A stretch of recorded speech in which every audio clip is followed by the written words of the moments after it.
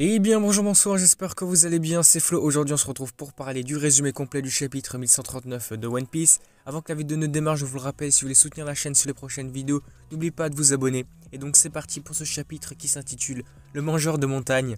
Le chapitre commence alors avec Luffy et son groupe dans le château d'Orust. Les gardes géants ne savent pas où se trouve la quête de Loki. Alors Luffy et son groupe continuent de chercher, mais ils ne peuvent toujours rien trouver car le château est beaucoup trop grand. Ils découvrent alors la salle du trône et y pénètrent. Ils remarquent qu'il y a un trou dans le plafond, puis ils voient l'énorme cercle magique sur le sol. Ah ouais, ça on se rappelle quand les chevaliers divins étaient arrivés. Du coup ils voient tout ça. Luffy dit mais qu'est-ce que c'est? C'est comme un cercle magique que l'on voit dans certains livres, un certain type de rituel dans certains pays, ceux qui peuvent invoquer des démons, quelque chose comme ça. Pourquoi y a-t-il quelque chose comme ça dans la chambre royale? C'est effrayant. J'ai l'impression d'avoir vu quelque chose comme ça récemment. Ah ok, ouais, peut-être que là il fait référence à ce qui s'était passé avec le Gorosei sur l'arc de Egghead. Vraiment c'est un truc de fou aussi, on se rappelle. Donc soudain une voix les appelle. Luffy au chapeau de paille. Ah mais qui est-ce? C'est un démon? Les démons n'existent pas, mais qui est-ce? Serait-ce les esprits des morts? Ok, ils savent pas trop qui c'est pour l'instant. Mais ceux qui ont vu les premiers spoils savent, j'imagine. Une énorme hache s'abat sur Road qui l'esquive de justesse. Luffy et Zoro sautent alors des mains de Road et Luffy tend son bras pour empêcher Nami de tomber. Après quoi Luffy confie Nami à Zoro, ok, qui la prend dans ses bras. L'homme mystérieux du dernier chapitre apparaît donc, assis sur le trône. Et Road va voir qui c'est, va dire Monsieur Ya, et donc Ya-san, pourquoi êtes-vous ici? Et là on a la révélation entre guillemets de son identité, habitant humain d'Elbaf, ancien pirate, Ya-san. Donc pour l'instant on ne sait pas qui c'est exactement. Donc ce personnage qui s'appelle pour l'instant Ya-san va dire j'ai senti un haki anormal venant du château plus tôt. Il n'est plus là, mais c'est vous que j'ai trouvé. J'ai entendu des rumeurs sur toi, Luffy au chapeau de paille. On dit que tu as vaincu Kaido. Cela me donne envie de retourner à Wano Kuni après toutes ces années. Bon par contre ici je crois qu'on n'a pas véritablement la confirmation, mais on le comprend évidemment. Ya-san est clairement Scopper Gaban des pirates de Roger. Ya-san a les mêmes cheveux longs et porte les mêmes lunettes de soleil que nous avons déjà vu dans le flashback d'Oden, mais il a clairement une grande et longue barbe avec une tresse et une cicatrice sur le front qui a une forme similaire à une flamme. Il porte également une chemise hawaïenne et un short. Road explique ensuite que Ya-san est le mari de Ripley et le père de Colon. Nami demande comment c'est possible et Ya-san descend du trône et leur parle. L'amour c'est la liberté, les races se sont mélangées plus d'une fois dans l'histoire, comme les boucaniers. Il est assez difficile pour ces hybrides de survivre, mais quelle que soit l'époque, vous avez toujours des esprits flexibles. Zoro va lui dire mais tu as l'air d'en savoir beaucoup, de savoir beaucoup de choses, mais qui es-tu en fait? Parce que c'est vrai que pour l'instant, il leur a pas dit des mots sur son identité à part Ya-san, mais on sait pas qui c'est en fait. Il va lui répondre je suis le missionnaire de l'amour. Ok, donc Luffy lui répond c'est à ça que doit ressembler le Sanji quand il sera vieux. Quoi qu'il en soit, mon vieux, nous cherchons la clé des chaînes de Loki. Road va dire à Luffy qu'il ne peut pas révéler ça comme ça, il peut pas dire les infos comme ça à n'importe qui. Luffy va dire alors ça ne compte pas, oublie ça. Alors Loki, j'aime les problèmes causés par d'autres personnes. Saurais-tu quel genre d'homme est Loki? Que feras-tu si la pire des situations se produit? Alors je le battrai, je le refermerai à clé. Avant que Shanks ne le capture, personne n'avait jamais réussi à arrêter Loki. Vous ne savez même pas quel genre de pouvoir il possède, ni quelle est l'étendue des dégâts qu'il peut causer. Et attendez, Luffy et Zoro se retournent et ignorent Yasan en disant que son discours devient trop long. Nami dit que Yasan essaie de les avertir et qu'ils devraient faire attention. Rose s'excuse auprès de Yasan. On va voir qu'il est d'abord choqué, mais il sourit en se rappelant le temps qu'il a passé avec Roger et Riley. On assiste alors à un petit flashback sur eux 3. Roger qui dit je suis fatigué de tous ces avertissements. Tu as peur, n'est-ce pas?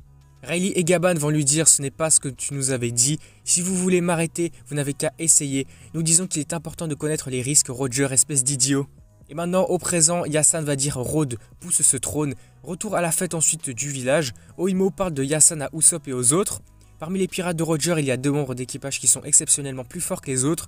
Il y en a un autre en plus de Riley, il va dire Usopp. Donc oui, cette personne a un jour emmené Roger se faire soigner dans un hôpital au milieu des montagnes. Malheureusement, l'hôpital était entouré de pirates ennemis, mais cet homme a vaincu des centaines d'ennemis avec seulement 2 haches. Après la bataille, il ne restait plus un seul arbre sur cette montagne. Ce qui lui a valu alors le surnom de mangeur de montagne. Ok, bah c'est en référence donc au titre du chapitre ici. Retour au château d'Orust, dans l'incroyable double page finale du chapitre. Road va porter Luffy et les autres dans ses mains, alors qu'il descend par un passage secret sous le trône. Les escaliers mènent à la salle secrète du trésor. Luffy va dire quoi, mais c'est un trésor? Road va dire mais monsieur Yasan, pourquoi connaissez-vous cet endroit? Il va alors lui répondre eh bien l'exploration est un de mes hobbies. Donc peut-être ok, du coup il a découvert ça tout seul par ses propres moyens. Le groupe arrive à la salle des trésors, mais tous les trésors de la salle ont disparu et les coffres sont vides. Il ne reste qu'une seule clé au centre de la pièce. Nami va être choqué en disant mais ce ne sont que des trésors vides, espèce de menteur. On s'attendrait à ce qu'il soit parcouru par quelques voleurs à l'heure qu'il est, regardez-moi ça. Donc Luffy va voir que c'est la clé des chaînes de Loki. Donc Yasan va dire oui c'est quelque chose que même ces voleurs ne voulaient pas. Mais avant que Luffy ne puisse atteindre cette clé pour la prendre, Yasan va sauter près d'elle. Il va commencer alors à enlever son chapeau Kaza et va dire en d'autres termes, la libération de Loki est quelque chose que même les méchants ne désirent pas. Retour à la fête ensuite au village, Oimo et Kashi finissent de raconter l'histoire de l'homme des pirates de Roger. Cet homme vit ici à Elbaf depuis plus de 20 ans, ce qui va surprendre tout le monde quand même. Il est une figure légendaire au même titre que Roger et Rayleigh. Le chapitre se termine alors avec Yasan alias Scopper Gaban, on l'avait bien compris, tenant la clé et prêt à affronter Luffy. Non là ça va être un truc de fou je pense. Donc il va dire maintenant serais-tu capable de prendre cette clé?